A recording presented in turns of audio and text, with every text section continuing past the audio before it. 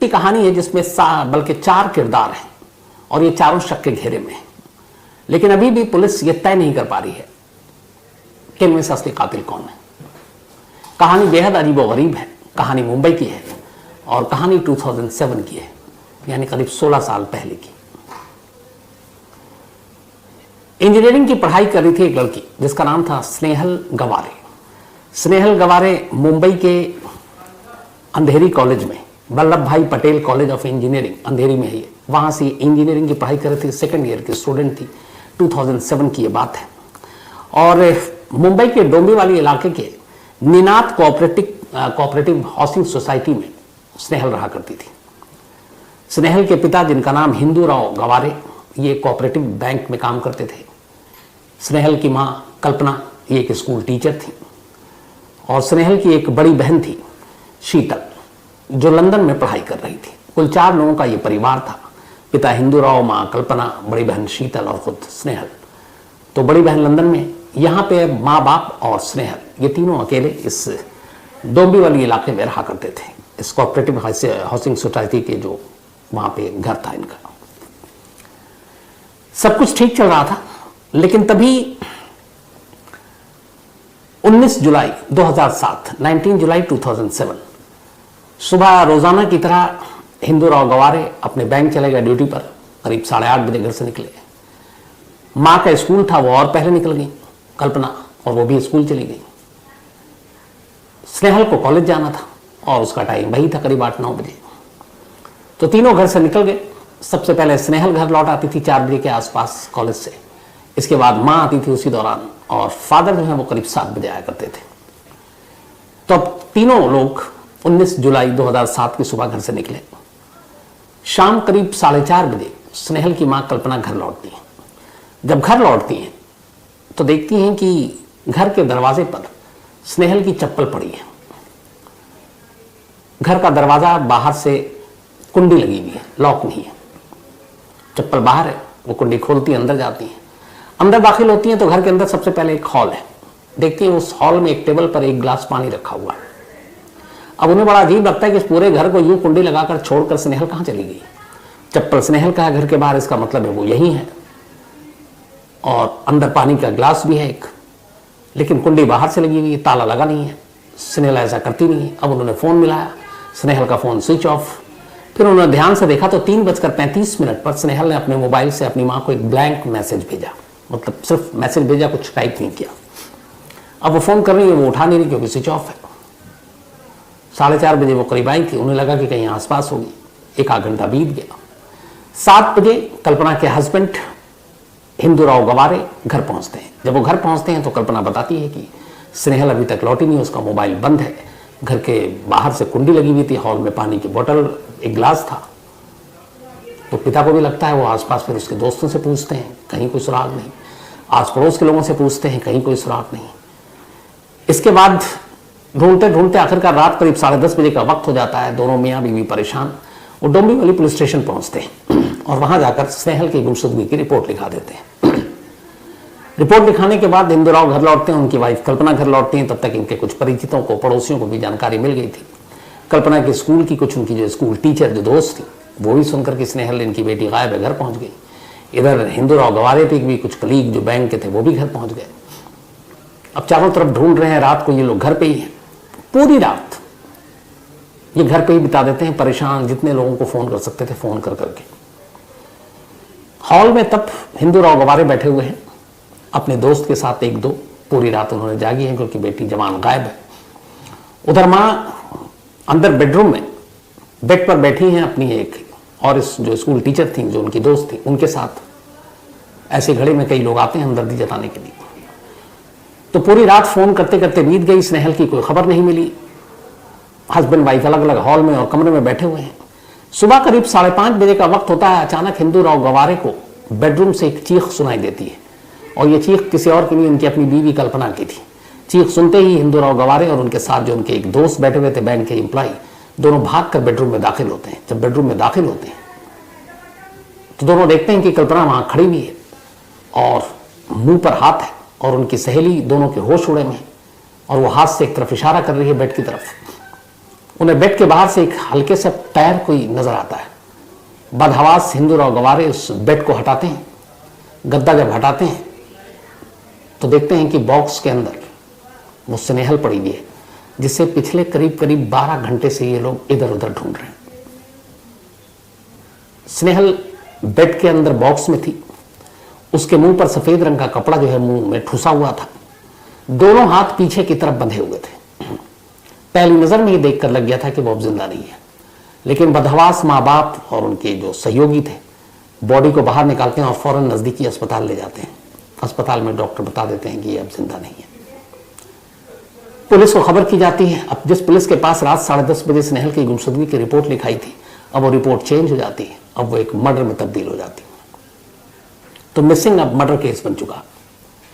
लेकिन सवाल यह था कि स्नेहल, जिसे पूरे शहर में तमाम रिश्तेदारों दोस्तों के पास ढूंढा जा रहा था, वो अपने ही घर के अपने ही बेडरूम के बेड के अंदर बॉक्स में पड़ी हुई थी और दोनों हाथ पीछे से बंधे हुए थे। मुंह में कपड़ा ठुसा हुआ था। साफ था कि कत्ल का मामला है। अब पुलिस ने तफ्तीश शुरू की। पोस्टमार्टम रिपोर्ट तब तक आ गई। पोस्टमार्टम रिपोर्ट से पता चला कि दम घुटने की वजह से स्नेहल की मौत हुई है। लेकिन जो हुलिया था उससे साफ है कि यह एक्सीडेंटल डेथ नहीं था, क्योंकि हाथ पीछे से बंधे हुए, मुंह में कपड़ा ठुसा हुआ है, ऊपर से बॉक्स के अंदर उसे डाला गया, फिर बेड रख दिया गया, तो वो बॉक्स को खोल भी नहीं सकती, बाहर भी नहीं आ सकती, सांस भी नहीं ले सकती। तो सीधे सीधे ये केस कत्ल का एक मामला बन गया। अब पुलिस ने तफ्तीश शुरू की। घर वालों से पूछा कि कोई ऐसी दुश्मनी, कोई ऐसी दोस्ती, कोई प्यार मोहब्बत का चक्कर। तब घर वालों ने बताया कि हाँ, स्नेहल, बल्कि स्नेहल की मां ने बताया, कल्पना ने। उन्होंने कहा कि स्नेहल का एक बॉयफ्रेंड है, उसका नाम है हिरेन राठौड़, और इन दोनों की दोस्ती है और स्नेहल अक्सर उससे बात करती है। अब जब पुलिस को पता चला कि हिरेन राठौड़ उसका बॉयफ्रेंड है, तो पुलिस ने फौरन हिरेन राठौड़ को कांटेक्ट किया। हिरेन राठौड़ जो था, उसने जो कहानी बताई, उसने कहा कि 2004 में जब वो कॉलेज में दोनों थे, तभी दोनों की मुलाकात हुई और फिर मुलाकात दोस्ती में बदली और दोस्ती फिर प्यार में बदल गया।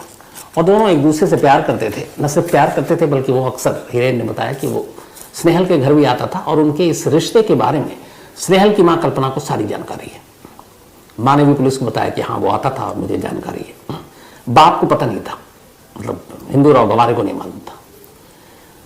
तो इसके बाद अब उससे पूछा गया कि क्या हुआ, ये कैसे हुआ। तो फिर हिरेन राठौड़ ने बताया कि लास्ट वीक, एक हफ्ते से उसका झगड़ा चल रहा था स्नेहल से, और झगड़े की वजह यह थी कि एक हफ्ता पहले हिरेन अपने कुछ दोस्तों के साथ एक पार्टी में गया था और इस पार्टी की जानकारी जब स्नेहल को पता चली तो वो गुस्सा हो गई। उसे पार्टी में जाना, जिन दोस्तों के साथ गया था उन दोस्तों के साथ जाना नागवार गुजरा, उसे पसंद नहीं था। तो इसलिए उसने बातचीत बंद कर दी। फिर उसने समझाया, मनाया, फिर उसने कहा कि वो मान गई और फिर यह तय हुआ कि अभी हम लोग बहुत बिजी हैं, तो एक हफ्ते तक थोड़ा हम लोग डिस्टेंस बनाकर रखेंगे, कम बात करेंगे। और उसने कहा कि एक हफ्ते में हुआ ये कि मेरा मोबाइल भी खराब हो गया, बैटरी बहुत जल्दी जल्दी डाउन हो जाती थी, तो मेरा मोबाइल अक्सर स्विच ऑफ रहता। मैं तभी मोबाइल को ऑन करता जब मुझे कोई कॉल करना होता।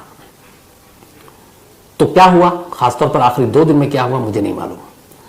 अब हिरेन राठौड़ के इस बयान के बाद जो पुलिस ने उसे लिया, फिर उसके बाद उसका पता करना शुरू किया गया कि ये क्या करता और उस दिन कहाँ था। तो पता चला कि हिरेन ने मैनेजमेंट के कोर्स कर रखा था और ये मुंबई में ही एक वोल्टास कंपनी में मैनेजमेंट ट्रेनी के तौर पर 2007 जुलाई से ही 2008 तक इसने काम किया कुल। और जिस दिन 19 जुलाई 2007 की ये बात है, उस दिन उसने कहा कि मैं सुबह 9 बजे से लेकर शाम 5:30 बजे तक ऑफिस में था और इस ऑफिस में रहने के दौरान मेरे बहुत सारे जो कुलीग थे, बल्कि वहां पे कुछ ट्रेनी थे, मैं उनके साथ था। तो मेरी मौजूदगी इस घर पर नहीं थी जहां स्नेहल रहती थी, बल्कि उस कंपनी के दफ्तर में थी। अब एक वक्त में एक शख्स 2 जगह तो रह नहीं सकता। पुलिस ने कहा ठीक है। अब पुलिस ने उसके बयान के बाद उसके दफ्तर पहुंची, उस वोल्टास कंपनी के कुलीग से पूछताछ की। 3 कुलीग ने कहा कि हाँ, ये हमारे साथ था और ये सुबह आया था और शाम 5:30 तक तो हमने देखा है।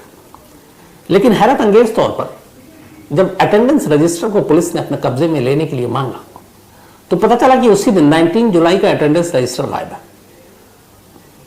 और उस वक्त ये पता चला कि वहां जो भी एम्प्लॉय आता था वो साइन करता था और टाइम लिखता था। बहुत सारे दफ्तर में होता है, ये प्राइवेट जॉब में खासतौर पर स्ट्रिक्टली होता है, आप कितने बजे इन, कितने बजे आउट। तो खैर अलग अलग मशीनें आ गई हैं। तो वो जो अटेंडेंस रजिस्टर था उस कंपनी में खास तौर पर उस दिन का, वो गायब। अब ये बड़ी अजीब बात थी, लेकिन 3 विटनेस ऐसे थे जो कह रहे थे कि हाँ हीरेन यहां आया था और हमारे साथ था और शाम तक था। अब पुलिस के हिसाब से जो कत्ल हुआ वो कत्ल करीब दोपहर से लेकर 4:30 से पहले हुआ है, क्योंकि 4:30 बजे कल्पना घर पहुंच चुकी थी, और 9 बजे के बाद हुआ है, क्योंकि 9 बजे से पहले स्नेहल उन लोगों के साथ थी जब माँ बाप अपने अपने काम पर निकले। अब यहां हीरेन का यह है राठौड़ का कि वो दफ्तर में 9:30 से लेकर 5:30 तक रहा है, गवाह भी है, लेकिन गवाहों पे तो भरोसा करें, अटेंडेंस रजिस्टर जो गायब है वो शक पैदा कर रहा है। लेकिन अब पुलिस क्या करे, अपनी तरफ से तफ्तीश करती रही, कोई सुराग और सबूत नहीं मिल रहा। इधर स्नेहल का मोबाइल गायब था, लेकिन करीब हफ्ता भर बाद स्नेहल का मोबाइल मिल जाता है, और ये मोबाइल मिलता है, पुलिस ने चूंकि उसको सर्विलांस पे लगा रखा था, तो एक शॉप थी जो जिस शॉप के अंदर ग्रोसरी शॉप थी, तो पता चला कि इसका लोकेशन वहां है। पुलिस वहां पहुंची तो उस दुकानदार से पूछा कि ये मोबाइल तुम्हारे पास कहां से आया, तो उसने कहा कि एक शख्स आया था, उसने कहा ये मोबाइल रास्ते में कहीं पड़ा हुआ था तो मेरे पास बेचने आया, मैंने 3,500 रुपये में उस मोबाइल को खरीद लिया। तो उसने कहा वो जो बेचने के लिए आया था उसका हुलिया बताओ। अब पुलिस ने उसको हुलिये के आधार पर एक स्केच तैयार किया। अब उस स्केच को स्नेहल के घर वालों को दिखाया गया, लेकिन किसी ने उसको पहचाना नहीं। तो अब मोबाइल मिला, लेकिन सुराग नहीं कि मोबाइल किसने बेचा, उसका इस कत्ल से क्या लेना देना। पुलिस के हाथ खाली और मामला हाई प्रोफाइल। अब टोमी वाली पुलिस सोच रही क्या करो। इसी दौरान पुलिस ने कहा कि अब थोड़ा सा फैमिली बैकग्राउंड को टटोलते हैं, हीरोइन को तो टटोल लिया, अब जरा फैमिली को भी टटोलते हैं। अब पुलिस, अच्छा इधर उसकी जो सिस्टर थी शीतल, उसको लंदन में खबर दी गई, सिस्टर भी आ गई अपनी बहन की मौत की खबर सुनकर। अब पुलिस ने फैमिली बैकग्राउंड को जब टटोलना शुरू किया तो कई चीजें सामने आई। एक पहली चीज ये पता चली कि जो हिंदू राव गवारे हैं, इनके खिलाफ इनकी बड़ी बेटी शीतल ने पुलिस में कंप्लेंट लिखा रखी पहले मारपीट की। दूसरी पता चली कि हिंदू राव गवारे और उनकी पत्नी कल्पना में बहुत झगड़ा होता है, और इस झगड़े की वजह यह है कि हिंदू राव के एक रिलेटिव ने, एक रिश्तेदार ने, जिनका नाम है अनिल जवालेकर। तो हिंदू राव को शक था कि उनकी वाइफ यानी कल्पना का अनिल जवालेकर के साथ संबंध है, दोनों के बीच अफेयर है। तो इस बात को लेकर घर में अक्सर झगड़ा होता, लेकिन इस झगड़े में हमेशा शीतल और स्नेहल अपनी मां का साथ देती। तो अब ये नया खुलासा हुआ कि मां का अफेयर है एक अनिल जवालेकर के साथ। फिर दूसरा, खुद हीरेन ने बताया था कि वो और स्नेहल एक दूसरे को प्यार करते हैं और वो अक्सर घर आया करता था स्नेहल के, और इस पूरी जानकारी मां को है। लेकिन हिंदू राव गवारे को जानकारी नहीं थी कि हीरेन कोई ऐसा है जो उनकी बेटी स्नेहल की जिंदगी में है, और वो घर भी आता है। मां ने ये बात छुपाई। तो अब सवाल ये था कि मां और दोनों बेटी एक तरफ, बाप एक तरफ, बाप के खिलाफ पुलिस कंप्लेंट भी, और इसमें चौथा किरदार अनिल, जिसके बारे में एक ही कल्पना के साथ अफेयर है। अब पुलिस की नजर में यहां पर बेटियां, एक तो स्नेहल मर गई, शीतल लंदन में थी उस वक्त। तो अब शक के घेरे में घर के अंदर से 3 लोग आते हैं। पहला हिंदू राव गवारे यानी स्नेहल का बाप, दूसरा कल्पना स्नेहल की मां, और तीसरा अनिल जो कल्पना के जिसके साथ अफेयर की बात थी। अब पुलिस की कहानी ये थी, थ्योरी, ये 3 क्यों हो सकते हैं, और चौथा तो बॉयफ्रेंड जो है हीरेन राठौर, वो तो था ही था। तो अब स्नेहल के कत्ल की पूरी तफ्तीश के बाद ये 4 कैरेक्टर शक के घेरे में आते हैं, और इन घेरे में आने की वजह, जो पहले 3 की बात करता हूं, भी बॉयफ्रेंड को साथ में रखता हूं अलग। स्नेहल का कत्ल घर में हुआ, लाश बेड के अंदर से मिली, इसका मतलब है कि कातिल कोई जानकार था जो घर तक पहुंचा। अनजान आदमी आकर ऐसा करने की हिम्मत नहीं करता जल्दी। तो अब कैसे हो सकता है और क्या मोटिव हो सकती है? तो पहला मोटिव पुलिस ने अपने खुद ही सोचा, हिंदू राव गवारे, स्नेहल का पिता।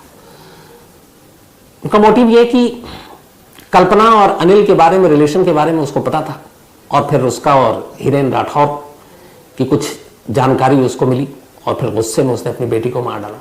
एक थ्योरी है। दूसरी थ्योरी है कि कल्पना ने स्नेहल को मार दिया, यानी अपनी ही बेटी को। वजह ये कि कल्पना और जो अनिल जवालेकर, उनके रिश्तों को स्नेहल ने जान लिया, सच्चाई पता चल चुकी, और उसने शायद कहा होगा मैं अपने बाप को बता दूंगी, और इसलिए खुद मां ने अपनी बेटी का कत्ल कर दिया, और इस कत्ल में अनिल ने कल्पना का साथ दिया। तो ये 3 हो गए। अब चौथा हीरेन, कि आपस में झगड़ा हुआ, कुछ और बात है, रिलेशनशिप तोड़ने की बात हो, तो हीरेन ने ये कत्ल किया हो, और उसके बारे में शक एक कि उसी दिन का अटेंडेंस रजिस्टर जो है वो गायब क्यों है। तो अब 4 किरदार हैं पुलिस के सामने, लेकिन सबूत कोई नहीं है, कहानियां तमाम हैं। फिर पुलिस ने तय किया कि इन चारों के साइकोलॉजिकल टेस्ट कराते हैं और इसके बाद फॉरेंसिक टेस्ट कराया गया। इन चारों के पॉलीग्राफ टेस्ट हुआ, झूठ पकड़ने की मशीन जो होती है वो सारी। इसके अलावा साइकोलॉजिकल प्रोफाइलिंग हुई इन सब की और पॉलीग्राफ टेस्ट हुआ ही। तो ये भी सारे टेस्ट हुए। उसके बाद फॉरेंसिक टीम ने अपनी जो रिपोर्ट दी, उस रिपोर्ट में जो अनिल है उसको क्लीन चिट दी कि इसकी पूरी इससे लगा कि ये सच बोल रहा है। जो कल्पना है उसको भी ये कहा गया, जो मां है स्नेहल की, कि ये जो भी है वो सच कह रही है।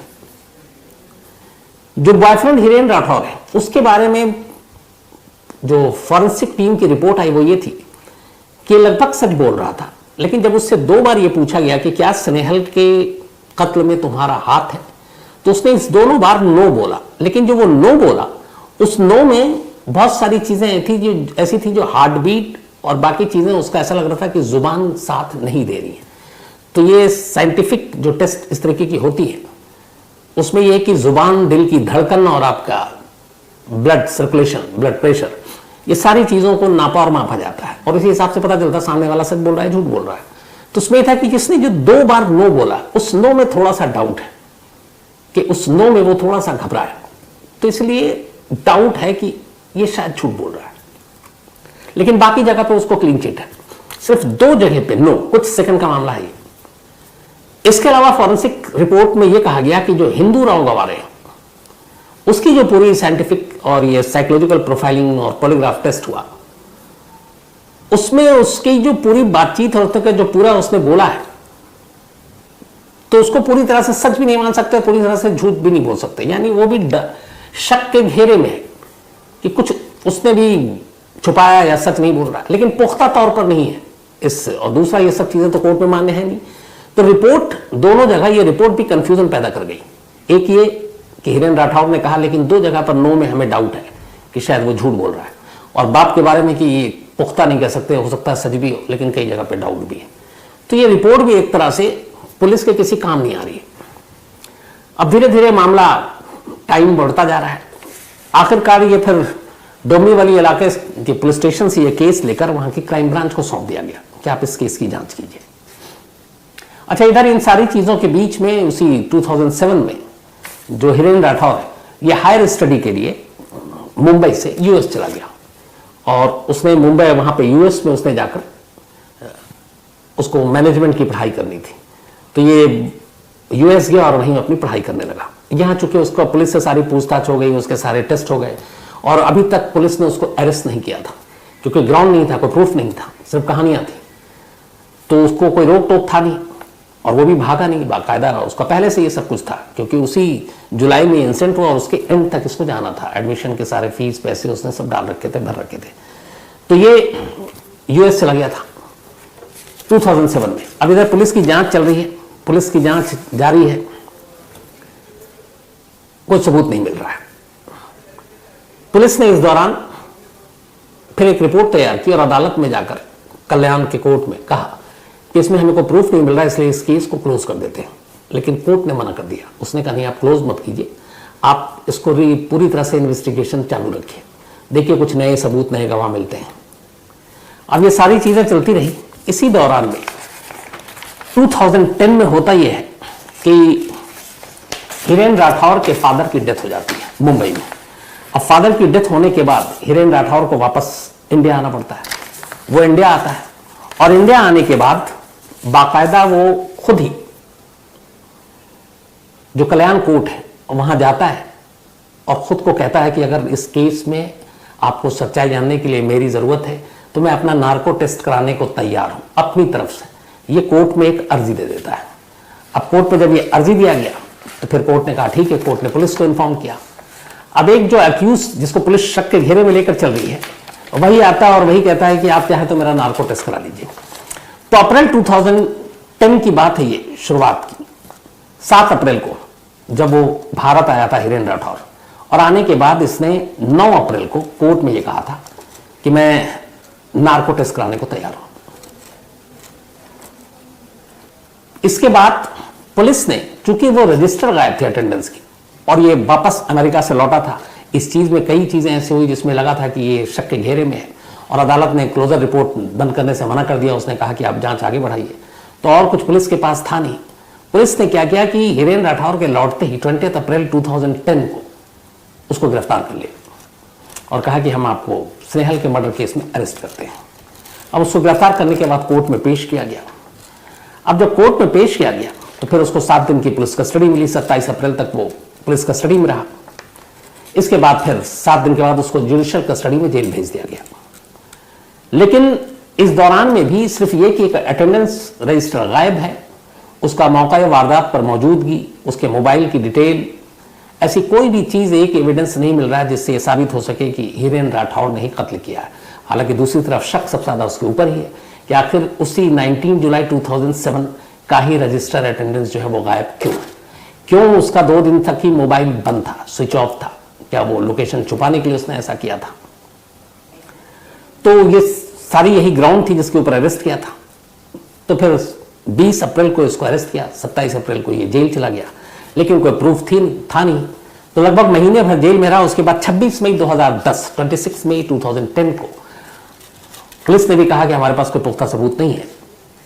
कोर्ट ने बेल दे दिया हिरेन राठौर को और हिरेन राठौर जमानत पर बाहर आ गया 2010 26 मई। बाहर आने के बाद अब हिरेन राठौर ने एक काम और किया। जब वो यहां आया अप्रैल में इंडिया अपने फादर की डेथ के बाद, तब उसने कहा था कि मैं वॉलंटरी खुद से ही अपनी नार्को टेस्ट कराने को तैयार हूं। अच्छा, अपने कानून है कि नार्को टेस्ट कराने के लिए सामने वाले की इजाजत या मंजूरी जरूरी होती है। तो जब इसको गिरफ्तार किया गया उसके बाद ये फिर बेल मिल गया। तो बेल मिलने के बाद अब पुलिस ने कहा कि आपका नार्को टेस्ट कराते हैं। इसने वो एप्लीकेशन वापस ले लिया जो कोर्ट में कहा था कि मैं नार्को कराने के लिए अपनी मर्जी से तैयार हूं। इसने एक दूसरा एप्लीकेशन दिया। उसने कहा कि मुझे नार्को नहीं कराना और मैं इस टेस्ट से पीछे हटता हूं, और इसमें कानून कहीं नहीं आता कि आपसे जबरदस्ती कराए। तो अब अचानक जमानत के बाद उसने नार्को टेस्ट से डिनाई कर दिया, मना कर दिया, और पुलिस कुछ नहीं कर पाई। अब उसके बाद वो बाहर, पुलिस जांच करती रही। आज 16 साल हो गए। 2007 19 जुलाई का ये केस है। अब भी पुलिस के रडार पर 4 नाम है, और वही चारों नाम जो पहले दिन से स्नेहल के फादर हिंदूराव गवारे, मदर कल्पना, मदर का जिनके साथ अफेयर बताया गया अनिल जवालेकर, और चौथा स्नेहल का बॉयफ्रेंड हिरेन राठौर। और इनमें सबसे ज्यादा जो लोकल पुलिस से और बाकी लोगों से आप बात कीजिए तो उनका कहना है कि अगर सस्पेक्ट की लिस्ट में सबसे ज्यादा किसी के खिलाफ पुख्ता लगता है कि ये कातिल हो सकता है तो उनकी नजर में वो है बॉयफ्रेंड हिरेन राठौर। लेकिन उसके पीछे की वजह सिर्फ एक है, और वो है कि सेम उसी दिन का उस अटेंडेंस रजिस्टर का वो पन्ना गायब होना, बाकी दिन का मौजूद होना। लेकिन एक रजिस्टर गायब होने से सिर्फ किसी को कातिल नहीं ठहराया जा सकता। मोटिव पुलिस कभी तलाश नहीं कर पाई कि स्नेहल और राठौर, इन दोनों में झगड़ा, और झगड़े के बाद स्नेहल को उसको छोड़ भी देता तो कुछ नहीं होता, क्योंकि इस रिश्ते के बारे में सबको तो पता था नहीं। तो वो उसे क्यों मारेगा? मोटिव क्या हो सकता है? और अगर मोटिव की बात है तो फिर मोटिव इधर भी बहुत सारी है। पुलिस की थ्योरी थी कि खुद स्नेहल की मां और उसके एक रिश्तेदार के साथ, अनिल के साथ उनका अफेयर, और दोनों ने देख लिया किसी ऐसी हालत में, और उसके बाद उन्होंने मार डाला अपनी बेटी को। या पिता, जिसे लगता था कि वो अपनी मां का सपोर्ट करती है और कुछ ऐसी चीज हो गई तो पिता ने मार डाला। तो 3 तो घर में ही है शक के घेरे में कातिल, चौथा बाहर है बॉयफ्रेंड। लेकिन अभी भी ना ये केस क्लोज हुआ है ना खत्म हुआ है। कोर्ट में जब भी क्लोजर रिपोर्ट दाखिल की गई, कोर्ट ने यही कहा कि आप इसकी जांच कीजिए, इसका केस पे नजर रखिए, हमेशा आंखें खुली रखिए, कभी भी कुछ भी इसमें नया आता है तो आप बताइए। हिरेन अपनी पढ़ाई पूरी कर चुका है, वो नौकरी कर रहा है, लेकिन उसका ये भी है कि उसने कभी भी वो भागा नहीं। जब जब उसे बुलाया गया, जब जब जरूरत पड़ी वो आता है। और वो खुद ही आया था जब पहली बार यूएस से, तो खुद ही कोर्ट के सामने गया था और कहता था, उसने कहा था आप मेरी जांच कीजिए, मेरा नार्को कीजिए। लेकिन फिर शक पैदा होता है कि जब तुमको गिरफ्तार कर लिया गया और बेल आउट हुए, उसके बाद तुमने फिर नार्को करवाने से मना क्यों कर दिया?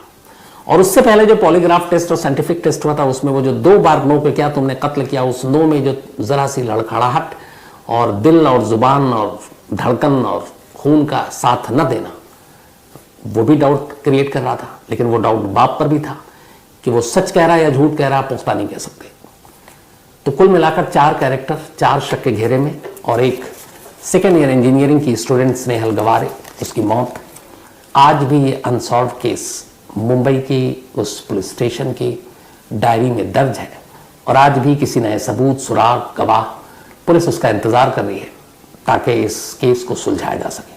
लेकिन फिलहाल आज की तारीख का सच ये है कि 19 जुलाई 2007 जब स्नेहल का कत्ल हुआ उसके बाद से आज तक ये केस सुलझा नहीं है।